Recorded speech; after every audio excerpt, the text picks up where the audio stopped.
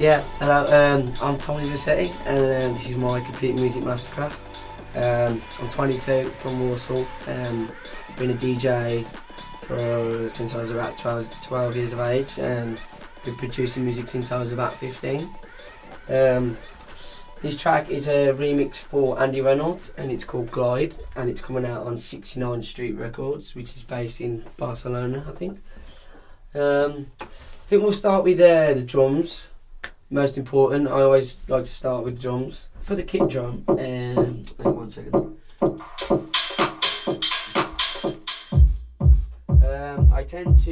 I put a plugin called the BB D8 Sonic Maximizer. I think what this is, it sort of acts as an EQ.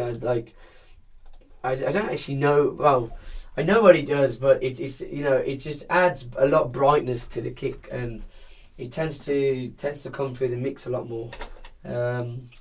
Next, I add a plugin called I think it's called the Decimort. Is that how it's pronounced? You can hear the different, with the bit crush. It adds some sort of tone to the kick drum, and I think a lot of house music at the minute. A lot of people are using a lot of saturation, a lot of bit crush, and I think everyone's trying to recreate the old vintage sound, and I think that's how I tend to get that sound on that. Secondly, for the kick, I send it to a group, and there's just a compressor on there, which should be at 4:1, which wasn't. And it's got an attack of 4.2 milliseconds with a medium release, and with a threshold of 4.9 dB. There's a spectrum analyzer on the sound axis EQ. I tend to roll off the low end just to stop the booming of the kick drum, because it can mess up the mix, and I roll the top end off. Generally because it makes the kick a lot more rounder. I tend to have a boost around 500 to 2k to bring the mid out in the kick drum to help cut through the mix. But most of the times I try and just find a really good kick drum, so I don't have to do too much processing. With the hi-hats, well, sometimes I find it hard not to get them too piercing. I send all my hi-hats to a group, which on the group I add. Well, overall on each hi-hat I will add an equalizer, and I'll equalize it on its own. But overall I'll give them an extra EQ. But a tool that I always use it's called the E-Gate Expander, and basically what this I'll take everything off. I'll let you listen to the hi-hat. I'll take everything off. So basically, with the gate expander off, you can hear the reverb and the delays. But when I put the expander on, it's literally a gate closing. It's like an open gate. It's closing the reverb. And on there's a tool I use called the Synth Stereo Tools, which is just a widener, which just widens the high, which widens the frequencies. And then last but not least on that is a Synth compressor.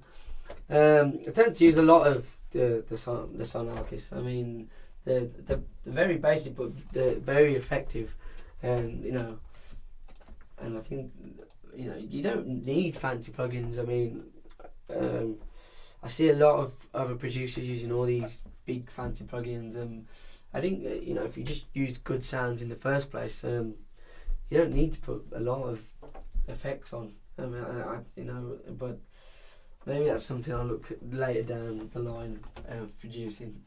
Literally, I've only used for this.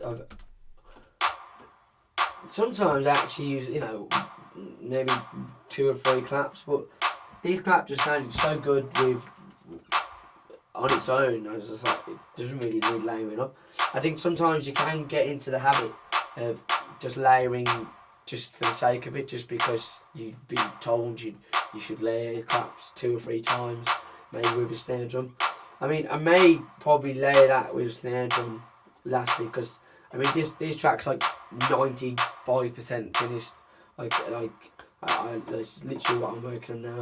So I probably will layer that with a snare drum, but I've got it layered with a loop, which will act as the second clap. But on that clap, there it is. Oh, 1 second. Yeah, so the clap will have an EQ on, and that is the EQ for the clap. I use the decimal again. It's literally just adding. I mean, it's probably hard to tell from there. It literally just adds this slight tone, which when all the drums are together, it sort of acts as like a glue as well. Like it's hard. It's more of a, you need to listen and you can hear when there's plugins on everything, it really glues the drums together. I find. What I had on the group is the good old famous sound goodizer in an FL studio, and when I take that off and when I put it on, you see it just sort of brings it to life. For all the drums, I just use a 4:1 ratio, and the compression settings will always be very, very similar for the drums. There's nothing really fancy going on there with compression. I mean, I went to university to do music technology. I went to college to do music technology, then university, and I still struggle with compression. It's still something that just still baffles my mind, and I'm sure a lot of people. With the hats, there's a lot of layered hats, so I don't really want to go into too much about that, but like here there's a section of hats that were bounced. I tend to bounce down a lot of stuff to audio just to save CPU, because it can struggle sometimes. I tend to use a low tom, just to in between the kick drums, just to give. I think it helps with the bass. It just adds groove, but there's not much processing on that tom at all. It's literally just an equalizer. I don't think I've even sent it to a group. There's a really cool tool in FL, and it is the swing function, which is here, and I believe. Oh, I don't want to put it on too much. Yeah, it's on. It tends to be around between 53 and 60. That's the lazy way of putting swing on, but there is a way to put different templates on, and you select all.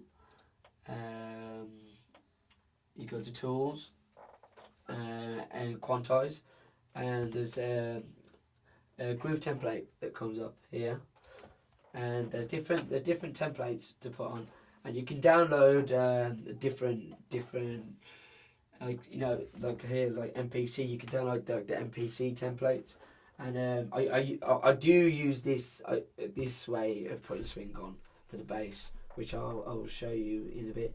The bongo sound, because this is a remix, so I will show you what was in the remix.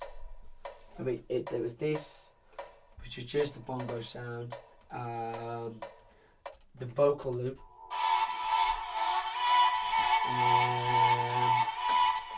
and then there is another vocal, and then there was a set of snares, which are very nice, so I've used them. There is swing on this percussion, but it's just when you're in the club, it just makes you want to dance if there's a bit of groove on. Because if things are static, it doesn't sound good, and it doesn't make me want to dance anyway. But there is two percussion sounds for this. There is on this is just another synopsis. And there is a preset called Wider, which I use. And what's really cool with this is you can actually choose from where the frequency starts to widen the sound. And say for example with like I don't know, a chord, and you only want the top end of the chord widening, you can choose what frequency. So it's really good for percussion. So you can, you know, if you can really have it wide around 500 hertz. So it would be like really wide in the middle, or you can really have it wide at the top. I use very basic reverbs. I've not really dabbled into using fancy reverbs yet. I don't think it really matters. I think if it just literally there's a little. I think I add reverb to really just add brightness to the sound rather than adding an echo. But yeah, I use the gate expander again on the percussion. I think the reason why I tend to use this a lot is because with the reverbs, if you've got really long reverb tails, and with house music everything's very short, very snappy. If you've got reverb that's like everything's got its own space, and it sounds really clean, and there's nothing muddy, and there's nothing underlaying that's going to really mess up the mix. So I think gated reverb, doing the gated reverb is very important in house and tech house. And then there is the compressor.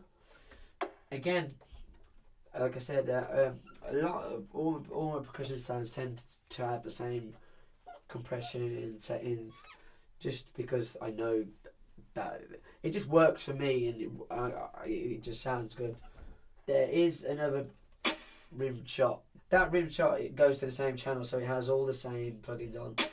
But it sounds more like a snare. But again, very, very important tool in creating a groove. Because when you have play that with the tom, it adds that groove. And I will play it with the bass.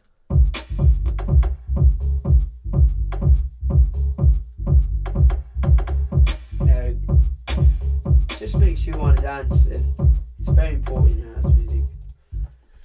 These were the original slabs for the remix, but you know, I've had her a bit moody, and with my music's very happy, so I was like, right, I'll use I tend to use the Lounge Lizard, and it's just literally a Rhodes piano. And I think it's literally the first patch as you load it up, which will be the very default patch. But I tend to add a lot of processing to that, which I'll show you now. This is very, very, very basic on its own. But when you start to add processing to chords, you can really start adding character. So I'll first start with I'll just show you. I'll show you with everything on, and then I'll walk through each one.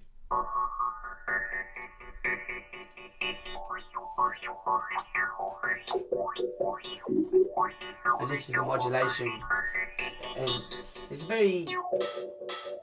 very popular with the French house days, and I'm very, very influenced off people like Daft Punk, which have that there. So yeah, I get my influence from that for that sort of stuff. I use the Kerhers delay, and it's just a 1/8 delay. Next is I use the stereo tools.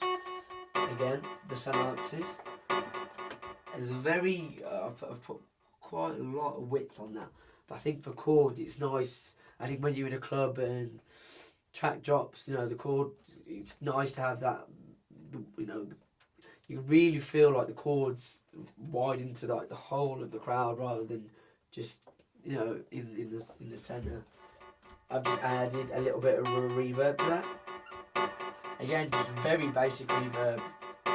It's just more to brighten the sound.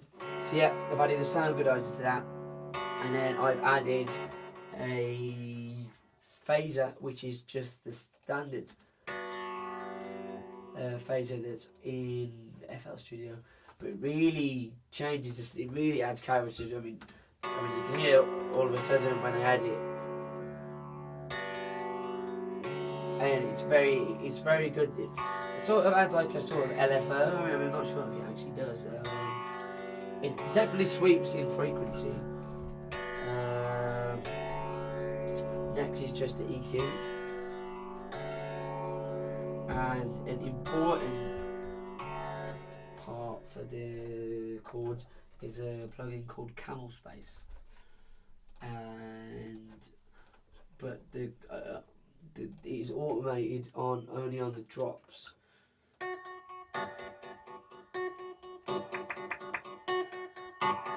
With Camel Space, I use the saturation on Camel Space, which really brings and sharpens the sound.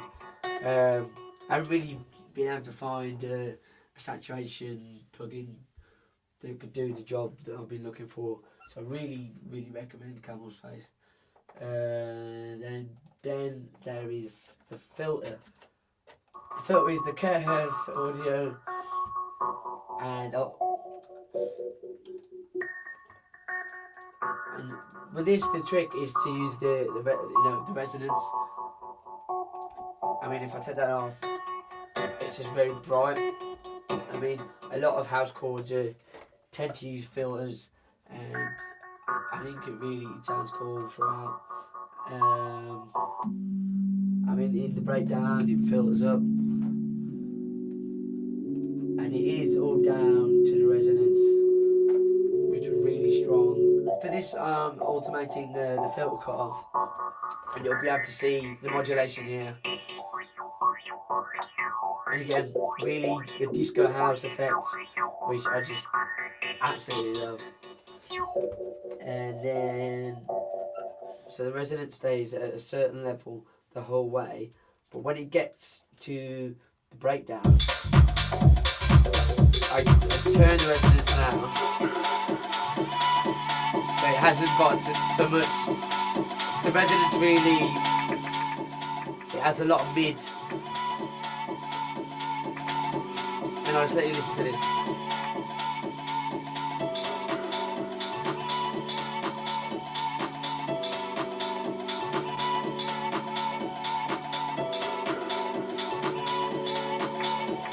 When the resonance comes back up, you'll hear it's almost as if it's changed sound. It's like a different character of sound. And then you'll hear the chords.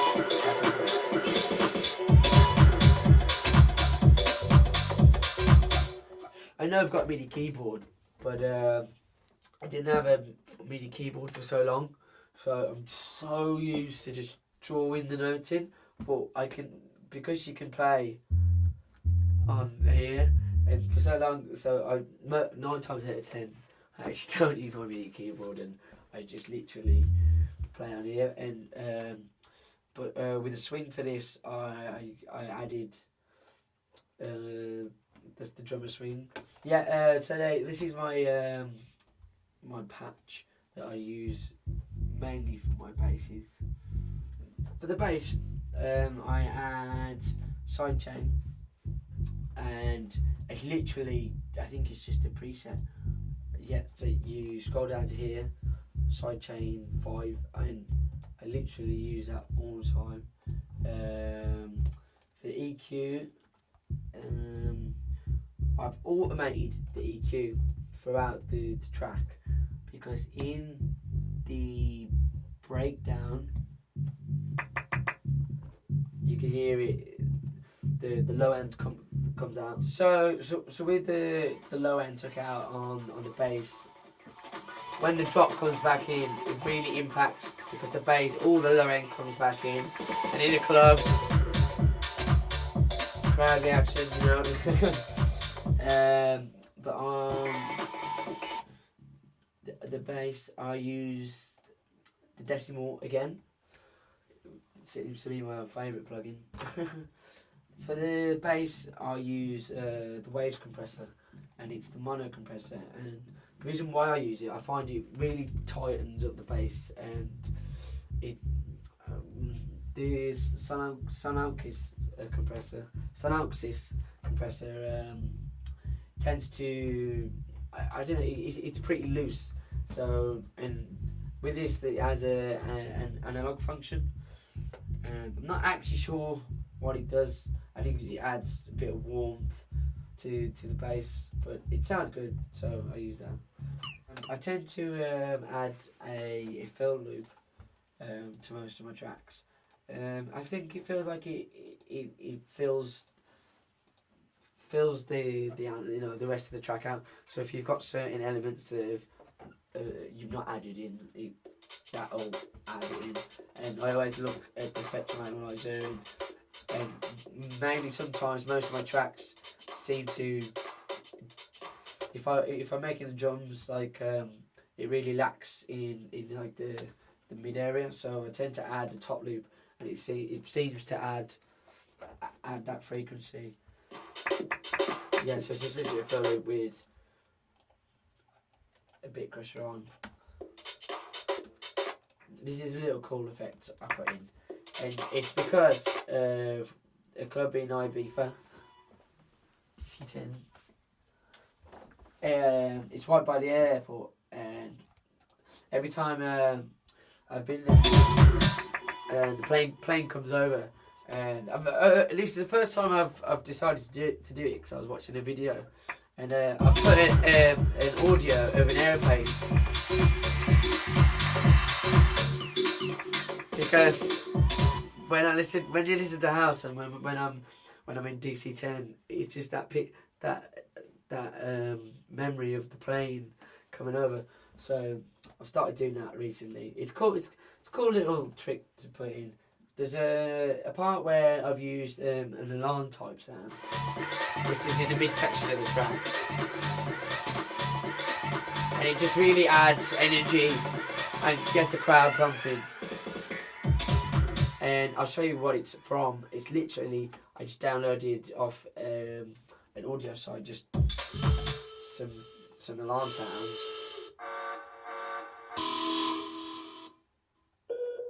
I mean, a lot of people like Cindy Charles use this, and Darius Rossen, and I've noticed like they use like little cool alarm sounds in there.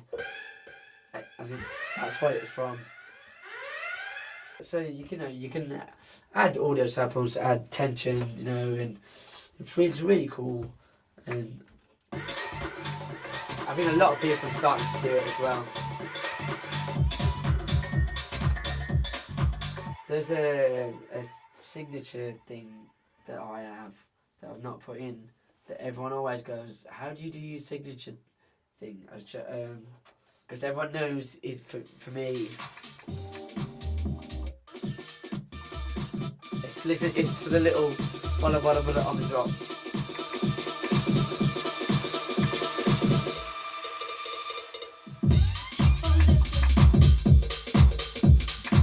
And everyone always like, how do you do that? How do you do that? It's literally that. What I'll do, I'll shorten the sound, so it's like, but with the swing, it really, I mean, without the swing, it's very static. With the swing, it really adds. But with the swing, it really adds groove. But I'll show you how to process this, because I do get a lot of people always mention this. They're like, that's how you know it's a Tommy track, and then always add a little bit of delay so it carries on the drop. The good old sound goodizer.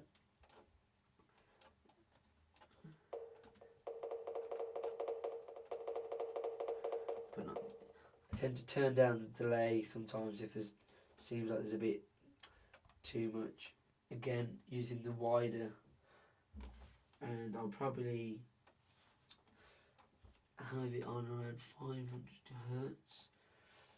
Let's see how it sounds.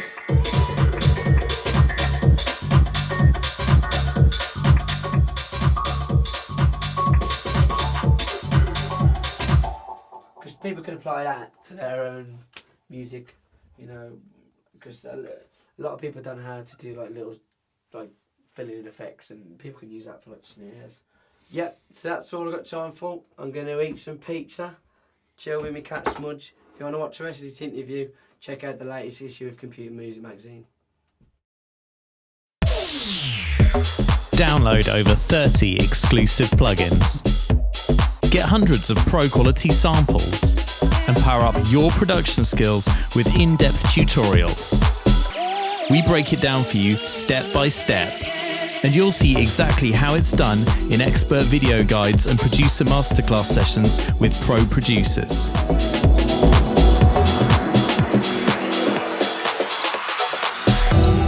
Get all this and more with Computer Music Magazine every month on iPad and iPhone, PC and Mac, Android, and in print.